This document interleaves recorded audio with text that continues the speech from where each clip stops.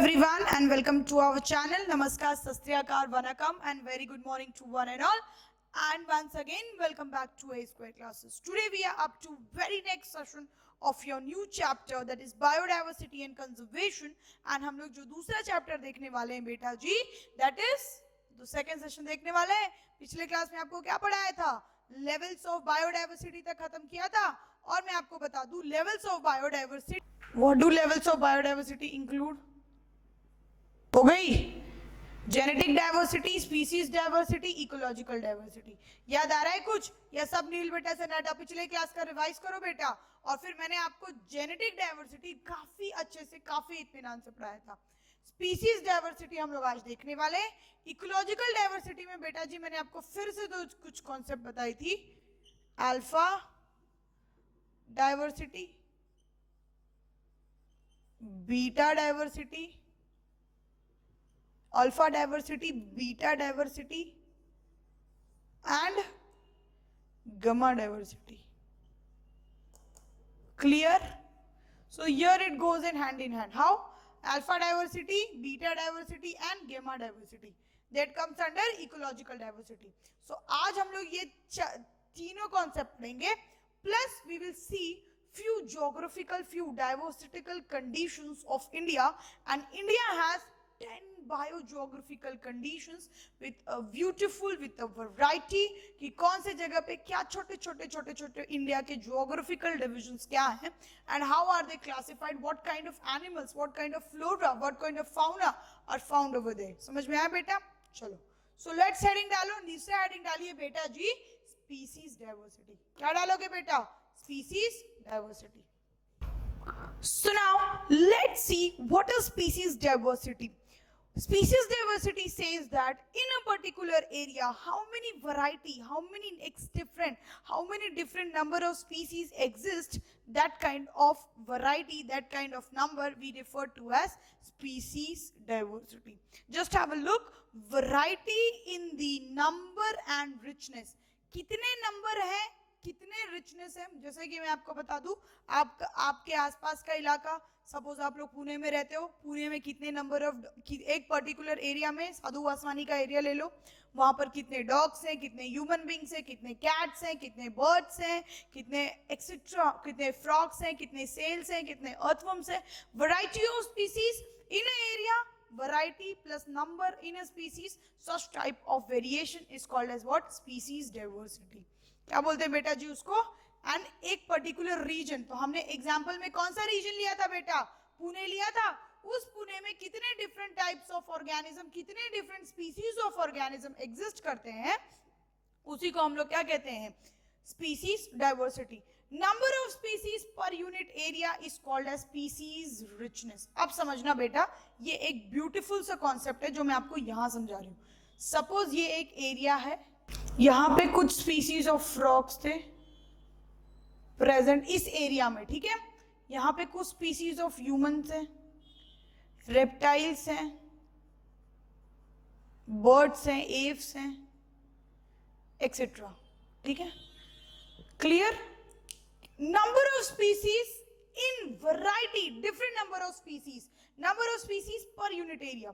सो इस एरिया में 1 2 3 4 total 4 species है. सो आप लोग यहां पे लिख लेना बेटा, टोटल नंबर ऑफ स्पीसीज 4. अब देखना, सो दिस इज वन एग्जांपल. और एक एग्जांपल, ये हमारा एरिया 2 था.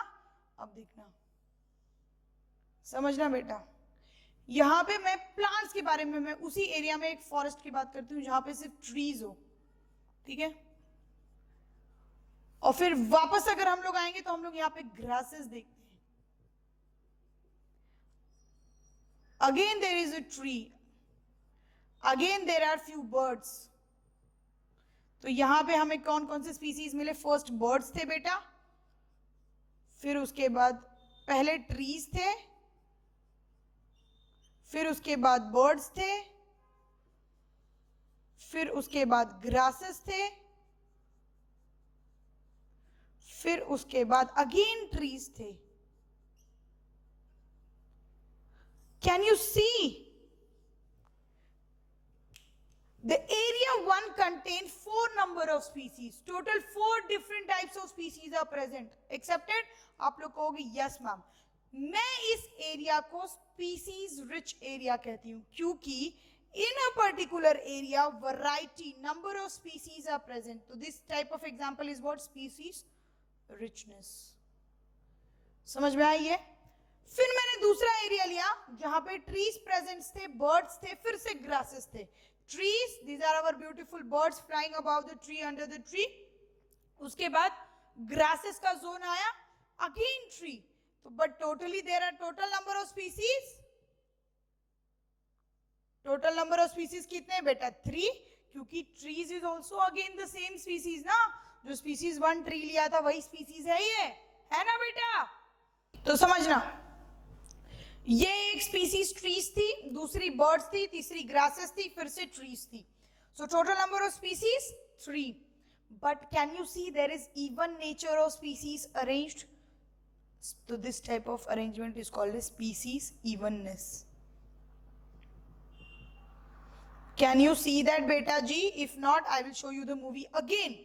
2 species are arranged in a particular order and again they have a repetitive arrangement. Not only with that, they also have few association between them, yani few different species between them. Can you see? Grasses, birds, trees, again this follow. Again there will be grasses, again there will be different birds, again there will be trees, again there will be birds. So this kind of particular species, particular arrangement keep on going on now. So this type of species arrangement is called as species evenness. So this is what it says. Difference and number of different species represent species. It says number of different species. But what number beta? Number of individual. Number of individual. Number of individual of different species represent species represents evenness. इस species के कितने number हैं? 1 2 3 4. Individual है ना ये 1 2 3 4. तो ये क्या रिप्रेजेंट कर रहे हैं बेटा जी? ये एक इवननेस रिप्रेजेंट कर रहे हैं.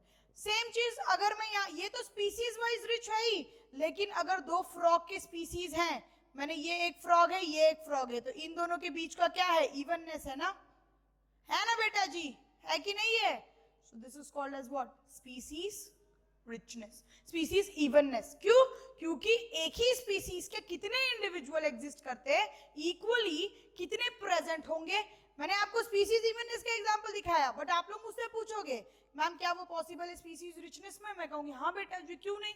आप लोग 2 फ्रॉग्स के डिफरेंट स्पीसीज ले लो. कुछ लोग कुछ फ्रॉग्स कुछ रिवर बैंक्स में पाएंगे, कुछ टेरेस्ट्रियल जोन्स में पाएंगे. तो there is existence of 2 zones ना, there is existence of 2 species in a different on a area including both are same species. तो ये क्या हुई? इवननेस हुई, डिस्ट्रीब्यूशन ऑफ अ स्पीसीज हो गया ना. So that is called as evenness of species. And variety of species present in a area, that is richness. मतलब मैं आपको एग्जांपल देती हूँ. आप लोग रहते हो कोरेगांव पार्क में, पुणे का सबसे अच्छा एरिया है, सब लोग मानते हो, आप लोग कहोगे यस मैम. कोरेगांव पार्क में ह्यूमंस की बहुत ज्यादा स्पीसीज है. क्लियर? सो मेरे और दूसरे ह्यूमन बीइंग की जो स्पीसीज है उनमें क्या हो गया? इवननेस हो गई बेटा जी. But what about that? There is a species of dogs, there is a species of few pet dogs, there is a species of cat, there are the few different species of earthworms, snakes आया था ना, होता है ना. तो there are few different species of organisms. But what? This is species richness. इस एक जगह पे कितने स्पीसीज है, वो उसकी रिचनेस हो गई. बट मेरे जैसे यानी ह्यूमन बींग्स के कितने स्पीसीज हैं, फिर स्नेक्स के कितने नंबर हैं, कितने इंडिविजुअल्स हैं, वो उसकी क्या हो गई बेटा जी? वो उसकी इंडिविजुअल, वो उसकी इवननेस हो गई. And this is what I meant is, ये ट्रीज उसके इवननेस हो गए. सिमिलरली अगर इस फ्रॉग की बात करोगे तो ये दोनों उसके इवननेस हो जाएंगे. मेरे जैसा इंडिविजुअल, हमारे जैसे ह्यूमन बींग्स, आप लोग मेरे पास पढ़ने आए, आप लोग क्या हो जाओगे बेटा जी? आप लोग और हम लोग क्या है? हम लोग सेम स्पीसीज हैं. तो हम लोग स्पीसीज इवननेस को अप्रिशिएट करते हैं. समझ में आया? This is what I meant is. Another example of it is it influences biotic interaction and stability of the community. I don't really think that I have to teach you and I have to tell you why this biotic interaction and stability of the community is important. क्योंकि ये मैं organism and population से पढ़ा रही हूँ बच्चा. 2 different species interact with each other to attain the stability. फिर आपको मैंने सबसे अच्छा example organism and population से इकोसिस्टम पढ़ाते वक्त कहा था कि बेटा अगर इकोसिस्टम हम लोग जो पढ़ रहे हैं, ठीक है, समझना ध्यान से, अगर जो इकोसिस्टम हम लोग पढ़ रहे थे तब, तो बायोटिक इंटरेक्शन हो रहा था। मैंने आपसे कहा था कि बायोटिक इंटरेक्शन दो स्पीसीज के बीच में होगा, तभी वो एक दूसरे की स्टेबल होगी। तो फिर सवाल उठते थे मैम प्लांट्स, वो तो अपना फूड खुद बनाते हैं, क्या उनको जरूरत है डिफरेंट स्पीसीज की? फिर मैंने कहा हाँ बेटा, क्योंकि वो जो माइक्रो ऑर्गेनिजम्स हैं, वो जो different types of micro organisms, उनको जरूरत होती है, उनको क्या जरूरत, उनको न्यूट्रिएंट्स मिल सके उनके रूट्स में, सो वो किसका काम होता है बेटा? वो biotic interaction between two different species का काम होता है, एंड उसी वजह से उनकी स्टेबिलिटी मेंटेन होती है। बेटा किसकी stability? I am talking about plant stability. Clear? इतना समझ में आया? सो this is what the diversity of species, variety and number and richness in a particular area of a region compromises species diversity. Number of species per unit area is species richness. समझ में आया? And number of different species represent species evenness. अलग अलग species में, but उसके individuals की बात करिए, number of individuals of different species. मैं एक इंडिविजुअल हूँ, उसका एक आप ह्यूमन बींग्स के, मैं एक इंडिविजुअल हूँ, आप भी एक इंडिविजुअल हो। We represent what? इवननेस। इतना समझ में आया? ठीक है, चलो। Then comes what? It influences biotic interaction. Obviously, I have said in ecosystem that जब भी interaction होती है, तभी भी the stability tends to provoke it needs, वो अपना काम complete कर लेता है, and then it remains stable. So this is what it means. दूसरी चीज आपको पता है, there exists 70% of all the species are animals, and that is more than 70% of all the species are animals. Out of that, 22 are only, while plants account for only 22% of the species. तो सबसे ज्यादा animals की species present है कितनी? That is 70% of species are animals. They showed exaggerately very big different diversity of animals, and 22% of the species diversity are present for the plants. What about insects? मैंने आपको बताया था insects जो बहुत ज्यादा species, number of species सबसे ज्यादा insects की पाई जा रही थी, मैंने बताया था ना बेटा जी? आप लोग कहोगे यस मैम बताया था. So previously it was believe that 7 out of 10 are insect, but now the estimation says that 8 out of 10 are insects. Make a point and write it down that now the recent data states that 8 out of 10 are insects. And you know what? Western Ghats have greater amphibian species diversity as compared to Eastern Ghat. India का map याद कर लो, जो इस side होते हैं वो western घाट, जो उस साइड होते हैं ईस्टर्न घाट. ईस्टर्न वेस्टर्न घाट्स पे ज्यादा amphibians की species होती हैं, and amphibians are those organisms which live on terrestrial as well as aquatic plants. समझ में आया? कोई doubt? Clear? This is what about species diversity. Give the very next and very fresh topic is what? Ecological diversity. मिटा दो इसको. सारे points बेटा important है. Example लिख लेना. This is way more important. Clear? चलो. So basically it means what? Species diversity depends on a particular geographical area. एक geographical area कैसा है, उस पर different number. क्यों? क्योंकि अगर बहुत ज़्यादा rain forest है तो वहाँ पे different heavy forest की species grow होगी, like big trees की species. ट्रॉपिकल रेन फॉरेस्ट का एग्जाम्पल है. But if there is area dry region, temperature उसका ड्राई है, तो वहां पे कैक्टस जैसे प्लांट आएंगे. तो species variation depends also on environmental factor. समझ में आया? वही आप लोग अगर आर्टिक और अल्पाइन जोन की बात करोगे, पोलर रीजन्स की, तो आप लोग जाकर के देखोगे वहां उस हिसाब से ऑर्गेनिजम्स मिलते हैं ना बेटा? आप लोग कहोगे यस मैम मिलते हैं. सो this is what it happens. It depends on what? It depends on environmental factor. What kind of factor is influencing us? Clear? So this is about species diversity. Give the very first and very next heading of what? क्या डालोगे? Ecological diversity. चलो मिटा दो, ये लिख लेना बेटा, ठीक है? ये दोनों points. चलो. So now we are going to see ecological diversity. What is this ecological diversity meant? It is a wider scale, includes variation in biological communities.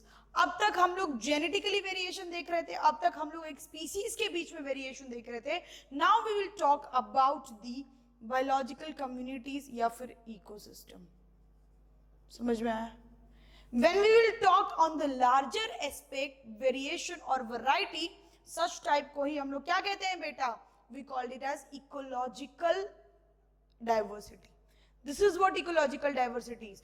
जब हम लोग, जैसे कि आप लोग पुणे में रह रहे हो, मैंने पुणे का इंटरेक्शन देख लिया, some people staying in Chennai और some people staying in Dehradun, some people staying in Kashmir, तो ये एक कम्युनिटी हुई Pune. Kashmir is another community. The interaction between Chennai and interaction between Pune and Kashmir, two communities के बीच का हुई ना, then such type is called as what? Ecological diversity. I am staying in Pune, same species. My mom is staying in Dehradun. She is living over there. I am staying in Pune. My mom is staying in Dehradun. Okay. When my mom is staying there, I have few kind of interaction with her. I do call her, hi mom, how are you? What's going on? Did you have food? Something like that. Do I do that? I do, right? So I'm at this community. I'm in the Pune.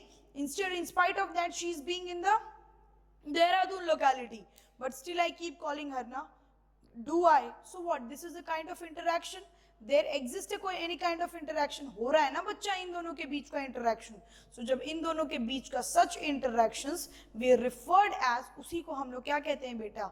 उसी को हम लोग ecological diversity कहते हैं। जब हम लोग to communities की बात करते हैं, जब हम लोग इकोसिस्टम को कंसिडर करते हुए बात करते हैं, we always call that as ecological diversity. The ecosystem of existing communities and interactions among these levels are of three types. ये जो इकोसिस्टम है या फिर इंटरैक्शंस है, ये तीन टाइप के हो सकते हैं। कैसे हो सकते हैं मैं आपको बताती हूँ। It can be alpha diversity, it can be beta diversity and it can be गमा डाइवर्सिटी। ये मैं आपको फर्स्ट क्लास से बता रही हूँ बेटा, अब तो समझ जाओ, ठीक है? चलो, so what is this alpha diversity? Species diversity with in a community or habitat depends on the species richness and openness. दो species interaction दिखाते हैं एक ही communities में। I will tell you how. Very good example of it is what? I'm living in where? I'm living in Pune, but my dog is also living in Pune at my home. I do interact with him. Hi dog, how are you? I have kept his name. Very beautiful name I have kept of his. This is Della. Then I call her, hey Del, what happened? What's going on? Clear? So I always interact with him. Within a same community, I am also living in Pune and my dog is also living in Pune. We live in a same place, we live in a same home. So we do interact. When I go back home, he waits for me. He plays football with me. He hugs me. We play a lot. So this is what? This is a kind of interaction which I'm showing with my dog. But in what place? In a same community, in a same location, in a same place. So such type of interaction which includes, you have to never forget this thing, that is within a community. एक ही community में अगर जब interactions हो रहा है तो उसको हम लोग बेटा जी अल्फा डाइवर्सिटी कहते हैं। समझ में आया होगा? I guess 50%. End of the day सब समझ में आएगा because I am NR ma'am. Then comes what? Beta diversity. ये है between the communities.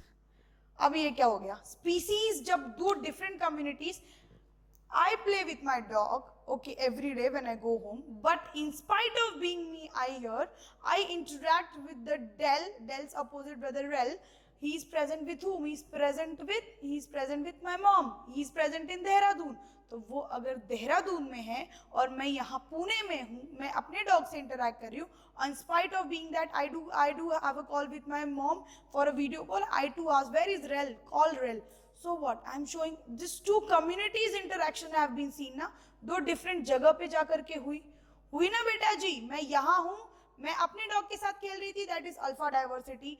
Two different species interacting in a particular community, such type of interaction is called as alpha diversity. Two different species communicating in a two different community. Same case अगर मैं animals के case से बात करूँ, lion is staying in, suppose lion is present in West Bengal, but West Bengal के Sundarban region में, but different types of deer are present in different region.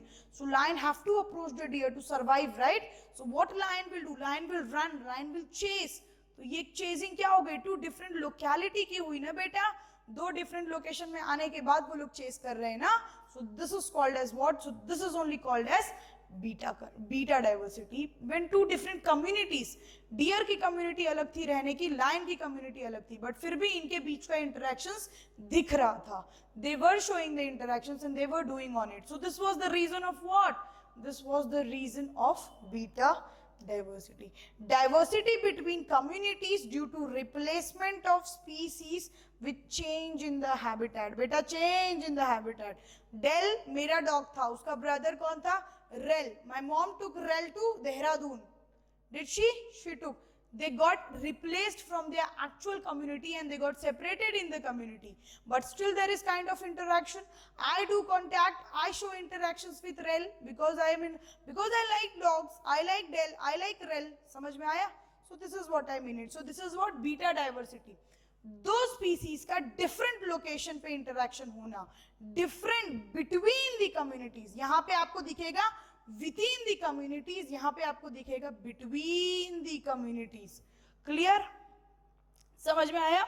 This is what happened. And why it happened? Because my mom shifted to Dehradun. She has a work over there. I have settled over in Pune. I have work over here. So I will be staying here. My mom will be staying in Dehradun. Happened ना, दो different जगह पे community का interaction. So Rel went with my mom. Del is with me. Dog की बात हो रही है बेटा, सो मत जाइयो, ठीक है? समझना. ठीक है? Replacement of species with change in habitat. Habitat भी चेंज हुआ, कम्युनिटी भी चेंज हुई, स्पीसीज भी अलग अलग है, फिर भी इंटरैक्शन है. मैम आप जो समझाओ हमें सब समझ में आता है, ठीक है? चलो, क्या वो यही. And last one is alpha diversity. Diversity in the ranges of community. Not only with my mom. फिर से example coming to dale and rail. My mom dog was in Dehradun.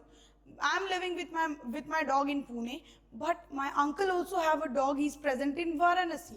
So when his dog's name is Sel, so when we all go for a vacation, we all meet with each other. So Rel, Del and Sel play with each other.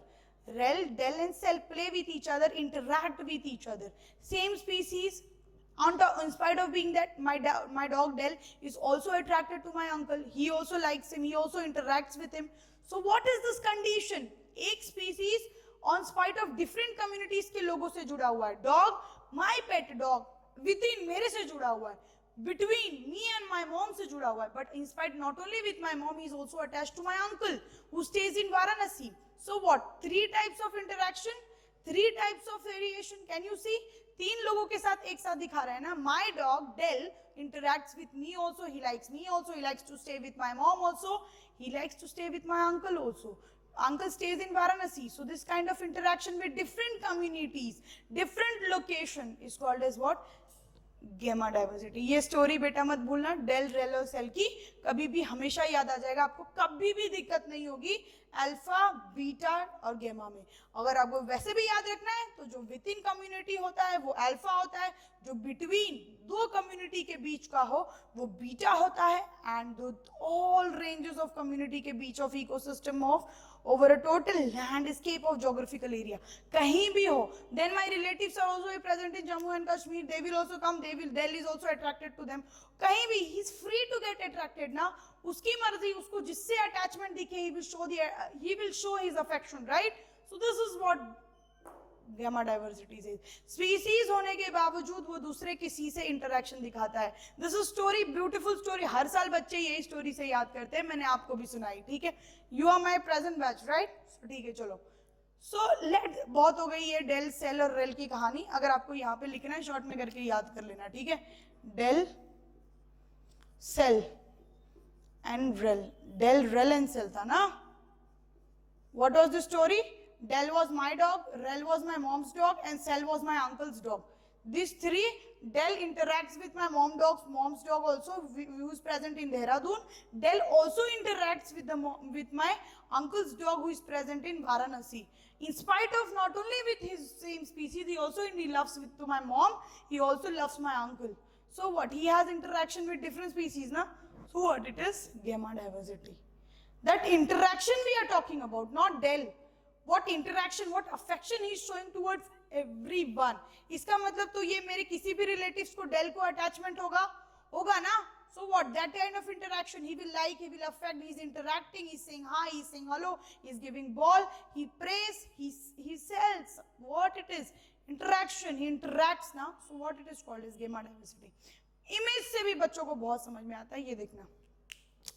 ये image से ये सारी बातें clear हो जाएंगी बेटा. फिर हम लोग Indian geographical, bio geographical diversity पे बढ़ेंगे. वेरी ब्यूटीफुल पॉइंट है वो, ठीक है? समझ लो. ये एक एरिया 1 था, ये एक एरिया 2 है, ये एक एरिया 3 है।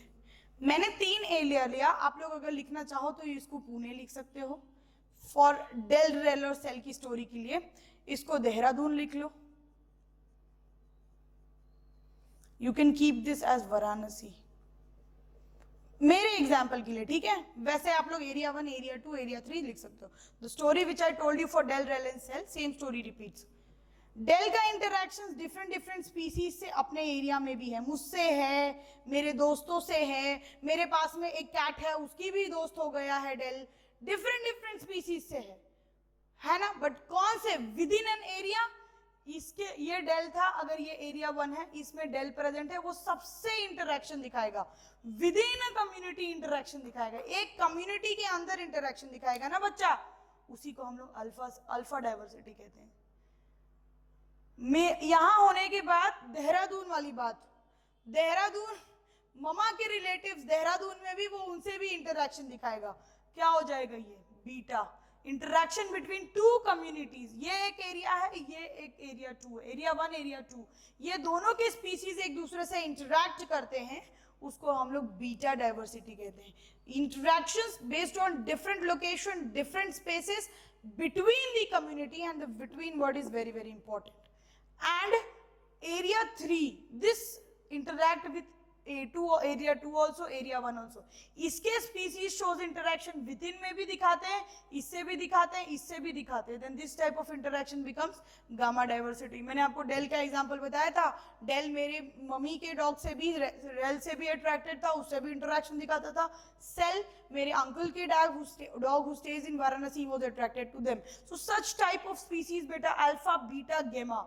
Alpha in this area, within in this area, beta this two area, इन दोनों एरिया के बीच का जो इंटरेक्शन होगा बेटा जी, ये वही होगा। क्या बेटा बोलो बच्चा, मैं पूछ रही हूँ, बताओ जल्दी, कमेंट करो। आप लोग बोलोगे मैम बीटा, अब तो हम समझ ही गए। एंड देन जब तीनों एरिया के बीच में होगा, उसी को हम लोग क्या कहेंगे, गैमा डाइवर्सिटी। क्लियर, समझ में आया? That's all about your ecological diversity and that's all about your levels of biodiversity. Put the very first very next heading of क्या, खत्म नहीं बेटा, Indian geographical, Indian biogeographical regions देख लें, 10 लैंडमार्क्स ड्रॉ करेंगे beautiful country of our map पे, हमारी map पे ड्रॉ करेंगे, ठीक है। सो लिखो बायोजियोग्राफिकल मैप और बायोजियोग्राफिकल रीजन ऑफ इंडिया, बता दूं, और कुछ डाइवर्सिटी भी देखेंगे इंडिया की, कैसी डाइवर्सिटी होती है। चलो, so now let's see what are the different biodiversity in India. Totally India is known for 1,42,000 types of species approximately, and 45,000 among that are plants and around twice or animals.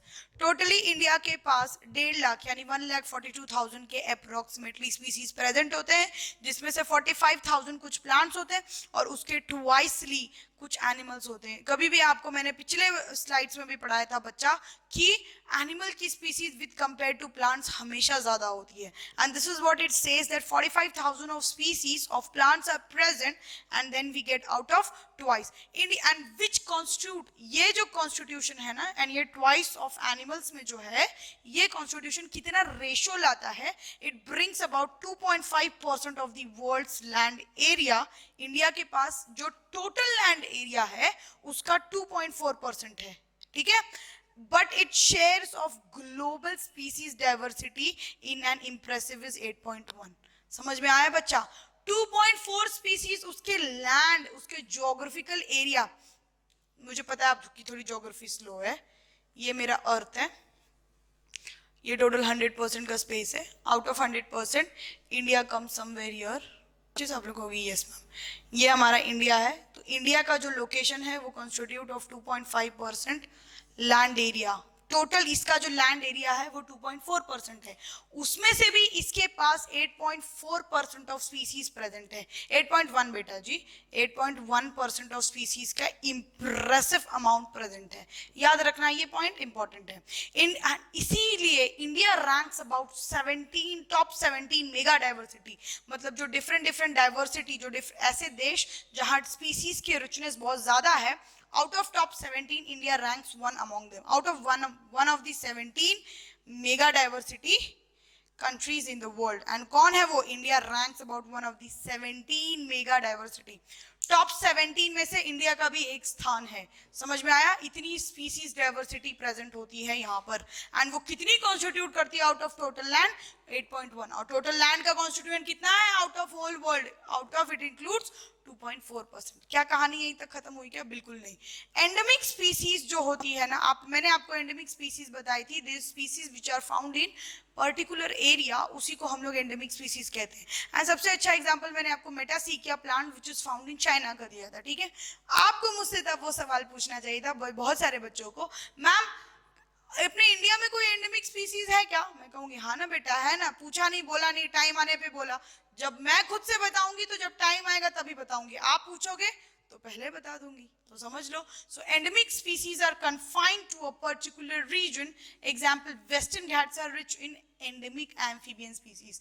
क्या मैंने अभी आपको इससे पहले वाले स्लाइड में बताया था? Western Ghats are rich in what? Amphibian species.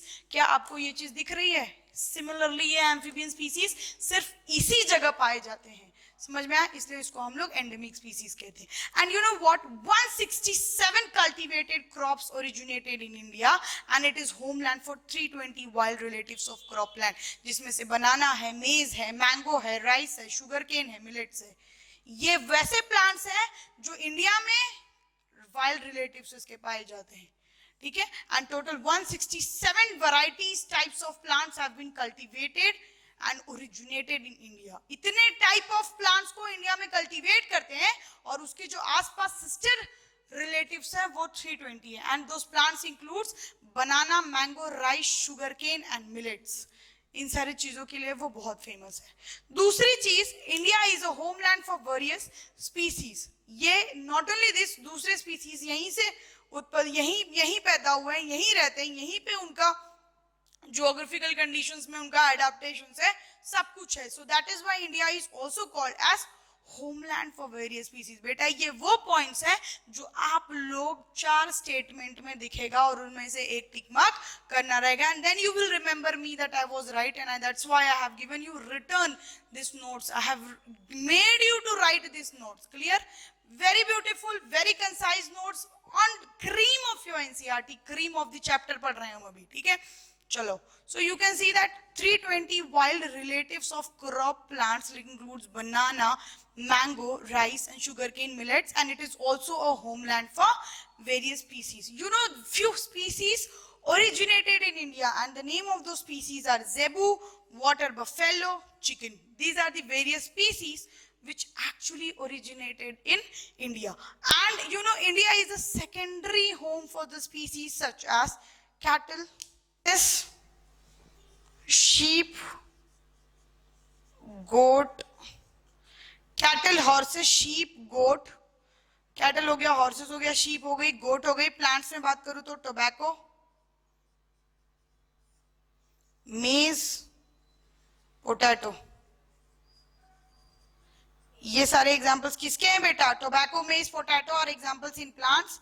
और अगर मैं एनिमल्स की बात करूं तो sheep, cattle, goat, horses. India है सेकेंडरी होम है ये इंडिया इनके लिए. Animals such as sheep, cattle, goat, horses and plants such as potato, tobacco and मेज.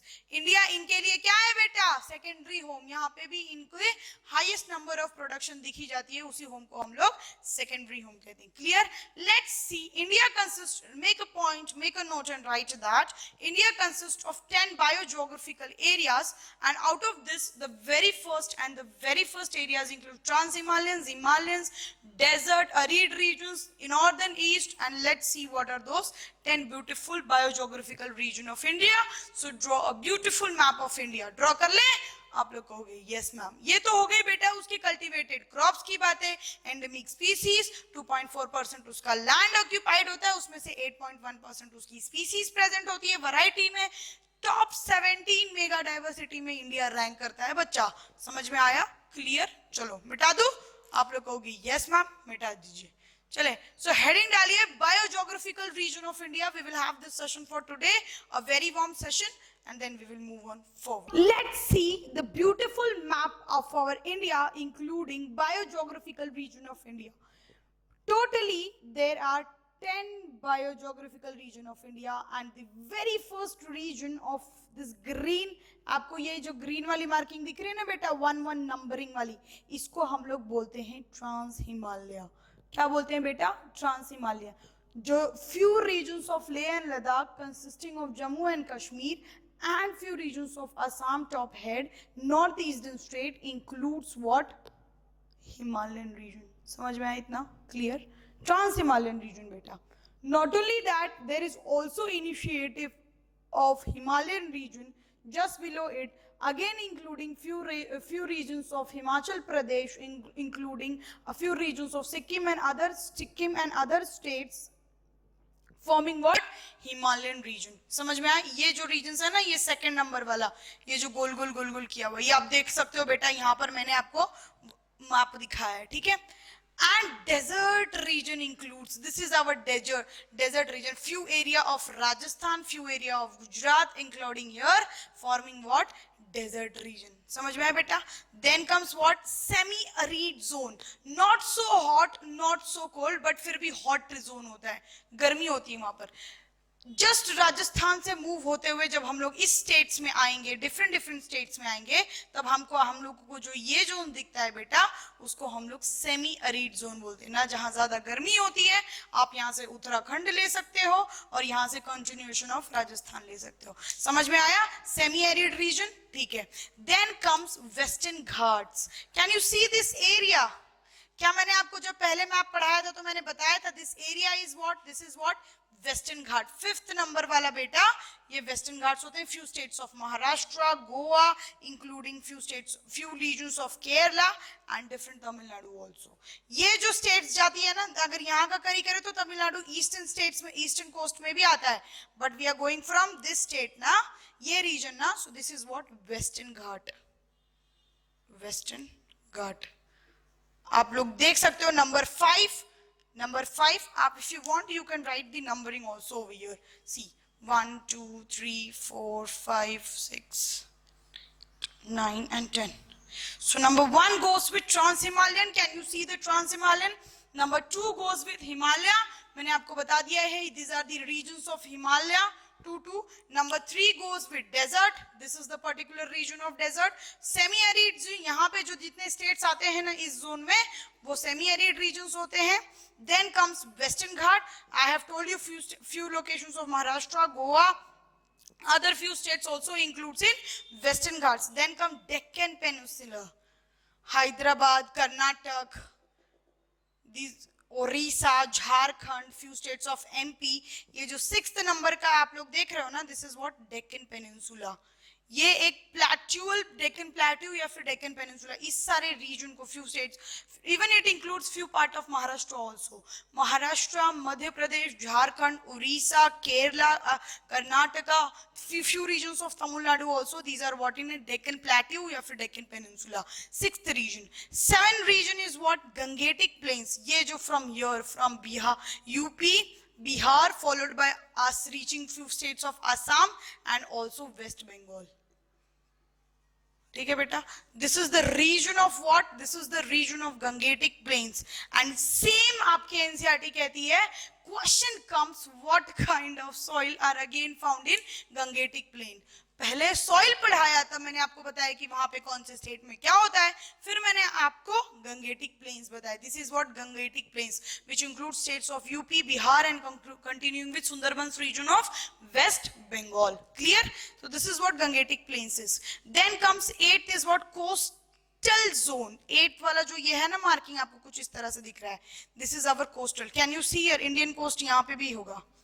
ठीक है? सो this and this is what? Indian coastal region. Then northeastern states, very beautiful states बेटा, अलग separation दिखाते हैं, including 7 sisters. ये है हमारा नॉर्थ इंडियन स्टेट. क्लियर? समझ में आया? And then our island, beautiful island, this is Andaman and Nicobar. This is what, how beautifully our geographical region of India is present. Biogeographically, when you can divide India, it includes Trans-Himalayans, Himalayans, desert, semi-arid region, Western Ghats, Deccan Peninsula, then you go with what, Gangetic Plains, then it includes not only Gangetic Plains, it also includes coastal regions, and then it includes northeastern states, and then island Andaman and Nicobar. मेरे साथ फिर से बोलिए आप लोग, I want it should be on your tip of the tongue, because ये वो part है जो आपको एम्स जीके में भी हेल्प करता है, and I'm not going to repeat these sessions in AIIMS GK. Clear? This is way more important for you बेटा. आपको याद ही रखना है कि कौन सी, क्योंकि जब हम लोग एम्स जीके पढ़ेंगे तो आपको दिखेगा कि कौन से लोकेशन से कौन सी नदियां बहती हैं, कौन से स्टेट से कौन से रिवर ट्रिब्यूटरीज चल रही है, किस नदी के लिए दो स्टेट लड़ रहे हैं, किस वजह से दो स्टेट डिवाइड हुए हैं. This is what it ask, and this is, I don't think I need to do it any more, just a cream work for you. Okay, and then so repeat with me. The very first region is what? Trans-Himalayans, Himalayans. Third is desert, semi-arid regions. Rann of Kutch in Gujarat में बेटा ये जो 8वां number है इसको भी हम लोग coast कहते हैं, समझ में, कोस्टल रीजन्स होता है वो, ठीक है. चलो, so what did I said? First one was trans Himalayan, Himalayan, desert, semi-arid region, western ghats, Deccan peninsula, then goes with Gangetic plains, then goes with coastal regions. ये हमारे coastal regions है, आप लोग देख लो, ये हमारे coastal regions है. Then comes with North Indian states, and the last but not the least our island. Why we are reading this? Just for sake of fun? Nothing like that. I am not going to do fun with you, but I am going to tell you it includes few important species present in this particular area. और बेटा ये आपको याद ही रखना है, ठीक है.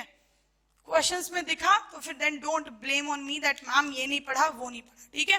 Trans Himalayans में मेनली आपको sheep, goat, ibex, snow leopard, cat, mammoths, black neck crane दिखेंगे. क्लियर? ट्रांस हिमालयंस ऐसे रीजन्स में, ठीक है. ये पहला वाला जो था ना ट्रांस हिमालयन रीजन था, ठीक है. Then comes Himalayans. You will find sambar and muntjac and snow leopard type of organisms are present over there. Then we will go to desert region, which includes shrubs, marshes, mangroves, and along with black bug. याद आया सलमान खान ने किसको shoot किया था? Black bug को shoot किया था, which is nowadays also considered to be as extinct species, क्योंकि अब इतने नहीं पाए जाते. There also comes an important species which is present in Antipole, that is gazelle, desert fox, bustard, chinkara. बेटा ये सब डेजर्ट एनिमल्स है, थार डेजर्ट के एनिमल्स प्रेजेंट है, ठीक है. Then we will talk about semi arid region. There exists acacia, prosopis, calotropis, tamarix, salvadora. Lion of Gir is an endemic species which is present in semi arid region. Lion of Gir ये वैसा है, गिर आपको biodiversity conservation में भी पढ़ने को मिलेगा, और जो कि मैं पढ़ा रही हूँ आपने ये वहां भी पढ़ा होगा. कहाँ? लिविंग वर्ल्ड में बच्चा. So lion of Gir is one of the important species which is present in semi-arid regions of India. And now it is your job to find out which all state comes in semi-arid region. मैंने तो बताया ही है, मैं चाहती हूँ you work on it, okay? Clear. And then comes Western Ghats. Western Ghats involve Nilgiri Langur, Lion Tail Macaque, Nilgiri Tahar, and Malabar Grey Hornbill. Hornbills are present in this Western Ghats. This locality, beta. This type of organisms are present here. And then comes Deccan Peninsula. It involves tiger, sloth bear, wild boar, gaur, sambar, and chitta. This type of organisms are found in Deccan peninsula. नाम लिख लीजिए. Tiger आपको याद रखना है कि Deccan peninsula में पाए जाते हैं. फिर आपको मुझसे सवाल पूछने चाहिए थे, ma'am what about those organisms which are found in 7, 8, 9 and 10. लिख लें 7. So 7th was what? Our Gangetic plains, which mostly includes crocodile. 8th was what? Which includes dolphins, marine turtles. बेटा 8 यहाँ है, यहाँ है, यहाँ है, यहाँ. कोस्टल रीजन से मैम आप पूछोगे मैम यहाँ पे क्या है? बेटा लक्षद्वीप भी तो है, या उसको मैप से भूल गए हो आप लोग? लक्षद्वीप, एंड ये हमारा आइलैंड तो था अंडमान एंड निकोबार. क्लियर? सो ये वाली बात है. देन लोकेशन 9 पे क्या प्रेजेंट है? Rhinoceros, swamps and grassland. मैं नॉर्दर्न ईस्टर्न स्टेट की बात कर रही हूँ, मैं नॉर्दर्न ईस्टर्न स्टेट की बात कर रही हूँ. क्या प्रेजेंट है? Rhinoceros, swamps and grassland. जाते हैं ना आप लोग घूमने? नहीं जाते क्या? वो स्टेट्स जो 7 सिस्टर्स का स्टेट होता है ना, वो find out and tell me. Okay, clear. चलो then comes what 10 the most lower region जो है हमारा बेटा जी, यहाँ देखना, turtles, wild boars, water snake and पता है आपको नारकोंडम हॉर्नबिल करके एक बर्ड है जो सबसे biggest bird of the forest है, which is present in Andaman and Nicobar this island. Clear? This was our all about biogeographical heading. लिख लो ब्यूटीफुली बेटा जी, यहाँ पे लिखना चाहो तो बायोजियोग्राफिकल रीजन्स ऑफ इंडिया. काफी अच्छे से मैंने बताया है कौन कौन से एरियाज में क्या स्पीसीज है, किस एरिया को क्या कहते हैं, ये भी मैंने आपको दिखाया है बेटा. It is way more important and I think now you can do it. Biogeographical region of India, region of India. Clear? इसको लिख लो, अच्छे से ड्रॉ करो. And there are 10 biogeographical regions: Trans-Himalayans, Himalayans, deserts, semi-arid regions, Western Ghats, Deccan Peninsula, Gangetic Plains, and then come coastal regions. Last में coastal regions जो आता है उसको हम लोग लक्षद्वीप बोलते हैं. And then 9th one was which beautifully includes northern eastern states. And then last but not the least, Andaman Nicobar. Clear? That's all for today. And these are the species which are found for in. And आपको बेटा lion of गिर याद नहीं रखना है, याद रखना है सेमी एरिड रीजन्स में ये पाए जाते हैं. क्लियर? समझ में आया? That's all for today. Thank you very much. Do watch this session completely. Any doubt please ask, please like. if you like, it is a short purpose of repay what you do, and I believe I'm teaching future doctors. So thank you very much. Please learn it, please do it. Okay, thank you very much. Thank you.